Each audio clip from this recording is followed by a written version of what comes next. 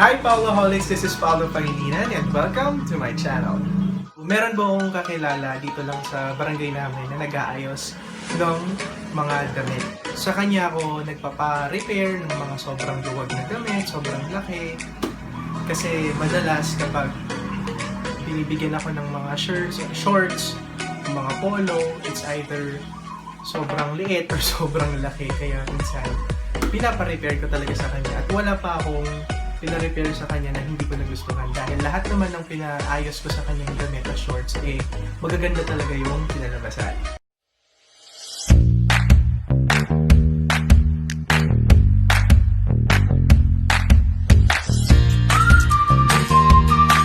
Ito yung ilan sa mga damit, shorts at pajama na mga napa-repair ko na.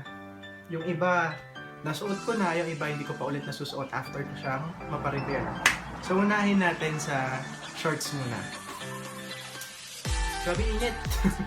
Nasisimulan ko na yung pag-share ng mga damit na napa-repair ko na. Yung ilan sa mga damit, dahil meron pang iba na sa cabinet na natabad na akong kalkalin. So, ito yung mga, ilan sa mga latest na napaayos ko sa kanya. So, unahin natin yung shorts. Ito. Nabili ko to online sa isang kaibigan, nagtitinda, sinend lang yung picture. Tapos, nung dumating, medyo mahaba. Kasi sabi ko, ano ba yung smallest size? Ano yung pinakamaikli? Kasi ayoko na rin naman na mag-short ng mahaba. Hindi ko alam. Wala nung nagba-volleyball talaga. Sabi ng isang kaibigan ko dati, kasi pinagtatawanan ako, ang haba naman ng shorts mo. Dapat pag nagba-volleyball, maikli lang. So, sabi ko, baduy ba kapag mahaba yung shorts? Para ba akong nagba-basketball? So yun, wala nun. Nagustuhan ko na din yung pagsusuot ng mas maikling shorts pag naglalaro or kahit nasa bahay lang kasi mas komportable, mas presko, gano'n. So ito yun. Natuwa din ako sa pinalabasan nung na-repair siya. Tapos, second, ito naman, ito, nabili ko siya sa online din. Tapos, ang pinili kong size, yung pinakamaliit. Kaya lang nung dumating, as in, kung eto, ganito siya kaikli. Nung dumating siya, ganyan, hanggang dito yung haba niya. So, mukha akong parang ang height ko nun 6'5". Sinuot ko yun, feeling ko, lulubog na ako or mukha na siyang dress ng babae sa sobrang haba, diba? So, pinaiklian, inayos, yung mismong design niya nawala kasi mostly yung design nitong shorts na to ay nasa bandang ibaba. Sabi ko okay lang po natanggalin na yun. Ang importante, ma-repair siya, tapos medyo umikli nga. So yun, nagustuhan ko naman yung pagkaka-repair sa kanya. Next, itong black shorts naman na to. Itong black shorts na to, ang kwento nito, nakita ko to sa balikbayan box, ng huling box na dumating. Tapos sabi ko, gusto ko yung tela kasi pag nilaban, matutuyo agad. So, ang laki-laki din niya. Sobrang haba. As in, pang basketball short yata ng taong 6'5 ang height. So, pina-repair ko siya kasi natuwa naman ako. Although medyo maluwag pa rin siya, yung sa waist. Kasi pag sinusuot ko to, malalaglag. So, buti na lang meron naman siyang pampasikip. Para magkasya sa bewang. Diba? So, yun. Okay na siya. Susot ko na ulit. Tapos ito naman, pinaayos ko kasi nabutas na yung ilalim. Nabutas na yung dito. Hindi ko alam kung makaka-relate yung iba sa inyo dyan. Nasira na, kaya sabi ko, ano kayang pwedeng gawin dyan? Tapos natuwa naman ako kasi tinapalan pala sa loob. Tapos tinadtad ng tahi. So, sa labas, nagmukha na lang siyang design. Hindi na halata na nasira siya dati, di ba? So, nasusuot ko na siya ulit kasi paborito ko tong short na ito pang-alis. Kasi as much as possible, mas gusto ko talagang umaalis kahit nakasapatos. Nagsushorts lang ako. Mas komportable ako pag gano'n kasi nakapantalan. Tapos ito naman, folded and hung na shorts. Ito, nabili ko tong dalawa for 1,000 pesos. Parang 2 for 1,000 pesos siya. Size 32 sila pareho. Nung time na yon, kasi 4 years ago ko pa ito nabili, medyo mahaba. Hindi pa ako ganong nagsusuot ng ganon kay ikling shorts. So, Nito, habi ko, nahanap ko ulit siya sa cabinet ko nung nagligpit ako. Siyempre, quarantine, di ba? Sabi ko, pa-repair ko nga to. Dahil ng mga nasusuot kong shorts ngayon. So, nagustuhan ko naman nung inayos ni Auntie. Maganda yung pagkaka-repair. So, ngayon, pag umaalis, ayan, nasusuot ko na siya ulit. Hindi na lang siya nakatampak sa loob ng cabinet ko. Next naman, eto, itong pen shop na shorts na to. Yung pinili ko, nung binili, is medium. As in, sobrang okay yung fit niya sa waist. Kaya lang, pagdating dito sa may legs, parang pag ganun siya, medyo maluwag. So, kailangan, pag sinusuot ko to, it's either naka-cycling ako or naka-boxer brief dapat para di masilipan. Parang sinisilipan eh. Basta parang nakakailang lang kasi siyang isuot kapag medyo maluwag yung sa shorts yung dito, sa may legs. So dati, pag suot ko to, nag-cycling pa ako. So ngayon, nung naparepair ko na siya, hindi na kailangan. Kaya, tsaka maganda na yung fit niya din talaga. Kaya, paborito ko na ulit isuot yan. Kasi ito naman, pinag-volleyball ko to dati. Itong shorts na to, yung botak. Alam niyo yun, yung mga police dyan.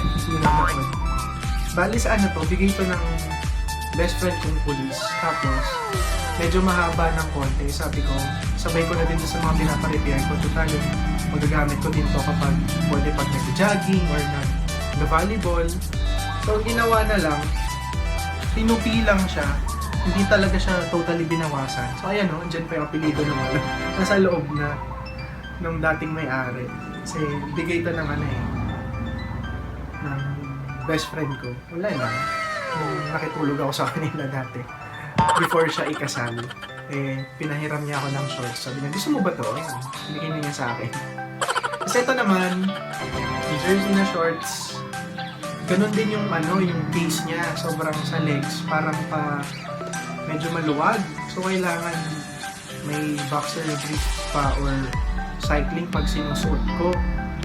Ayun, pinarepair ko siya. Kaya medyo okay na din ang fit niya. Tapos, susunod naman, ito, yung nag-iisang jacket na pinarepair ko, yung Gap, na nakuha ko din dun sa box, yung balik-balik box. Sobrang kasi niya, sobrang luwag. Tapos, pati yung dito, sa may kamay, sa braso, sobrang luwag. Hindi ko gusto yung mga ganong jacket. Gusto ko yung medyo hapit sa katawan ko. Ayun, okay yung pagkaka-repair niya, maganda na yung fit. Yun nga lang, ang problema dito, kasi paparepair ko din sana yung sa may leeg niya, yung dito, yung round neck kasi siya. Sobrang laki pa din, pero nagamit ko na siya sa isang shoot tuloy, photo shoot. Basta yung picture ko nung 30th birthday ko, ito yung suit ko. Medyo okay siya kasi ginawan ko na lang ng paraan yan sa bandang likod. Inipitan ko, nilagyan ko ng sipit ng sambayan. Nagawa ng paraan para maging maganda yung itsura niya sa picture. Tapos, ito naman mga pajamas, pinarepair ko kasi sobrang luwag din. Hindi ko alam, akala yata ng lola ko. Ang laki-laki ko. Ang binibili niyang size, sobrang lalaki. Ako hindi ko kasi hilig na magsuot ng sobrang luwag na mga shorts or pajamas. So, nagpa-repair ko din siya sa halagang 30 pesos isa. Ngayon, medyo nabaston siya ng konti. Tapos, pag sinuot ko siya, hindi na ako yung mukhang nagtae or yung mukhang biglang dating mataba tapos biglang pumayat, parang gano'n. Hindi na gano'n yung feeling ko. Kasi okay na yung fit niya. Ayan, maganda na siya ulit. Hindi na sobrang luwag. Next, tapos meron pang isa, ito din. Iba-iba sila ng brand eh. Ano bang brand ito? Ito Hanes to. Ano pa lang, nasuot ko na yata tong mga to. Tigi-isang beses tong tatlong to. Kasi hindi naman ako madalas magpajama kasi di ba syempre mainit sa Pilipinas. Parang wala naman kaming aircon. Natutulog lang naman ako, naka-boxer shorts, doon ako sanay. Tapos dito ako pinaka-natuwa dun sa mga pina-repair ko sa kanya na dating long sleeves. Tapos ngayon, polo shirt na siya. Tabo doon. Hindi ko alam basta naging polo na siya. Hindi na siya long sleeves. Pinutulan na yung kaya naging ganyan na siya. Ayan, ito yung first. Nasuot ko na to nung nagpunta ako sa school nung naghatid ako ng module. Although dati nasusuot ko na to, nung nagpunta ako ng Pampanga dati. As in, sobrang tagal na rin sa akin ng polo na to. Kasi originally, ang may-ari nitong polo na to, ito, itong dalawa, is yung pinsan ko na nasa Amerika. Tapos pinadala sa Pilipinas. Tapos tinanong kung gusto ko, ayun. So, kinuha ko. Nung nasa ano pa siya, nung hindi ko pa siya pinaparepair, nasusuot ko naman siya ng ilang beses. Siguro mga walang 5 beses ko siyang nasuot sa mga lakad, ganun. Kaya lang, minsan kasi may time na mataba ako, minsan may time na sobrang payat, sobrang taba, ganun. Kaya, pinarepair ko na lang siya. Pinatanggal ko na yung sleeve. Kasi minsan kahit itupi ko ng itupi, eh mukha pa din akong, alam mo yun, parang nagtae, parang kung lobe wag ng gamit na, parang gano'n. So ito yung red na isa, Uniqlo sila pareho. Na-fit ko na din naman siya, nagamit ko na sa isang, picture. Yung nag-picture ako ng minsan. Maganda yung fit, natuwa ako. Tapos ito naman, 2 years na to sa akin, bigay din, regalo sa akin. Sobrang laki niya nung binigay siya sa akin. Pero medium lang naman siya medium size lang naman siya, made in India. Siyempre, medium sa Amerika. Siguro small ako doon. Small yung size ko doon. Pina-repair ko siya, pinagaya ko siya doon sa isang polo ko na nabili ko sa tent shop. And nagustuhan ko yung pagkaka-repair. Kaya, ayun, pinagaya ko na din yung ibang polo. Dito na, tawag doon. Ito na yung size na sinunod dun sa mga polo ko din na sumunod na pina-repair. Tapos ito naman, sinuot ko to nung long sleeves pa siya sa isang singing contest na nag-first runner-up ako. Tapos, pag sinusuot ko siya ulit, pag tinutugin, kasi di ba mainit pag may lakad, gano'n, masikip na siya dito sa braso, kahit payat ako, kahit hindi naman sobrang laki ng braso ko, medyo masikip kasi ang init-init sa pakiramdam. So, pinaputol na din siya, pina-repair ko, hanggang sa yun, okay na ulit yung fit. Tsaka maganda pa naman siya, pwede pang gamitin ulit doon. So, ayun. Okay na ulit yung mga damit. At doon na nga natatapos ang pag-share ko ng mga damit na pina-repair ko. Kung bago ka sa channel ko, huwag mong kakalimutan i-like ang video na to, mag-subscribe sa aking channel, at i-hit ang notification bell para lagi kang updated sa mga ganap sa channel ko. Bye-bye and God bless!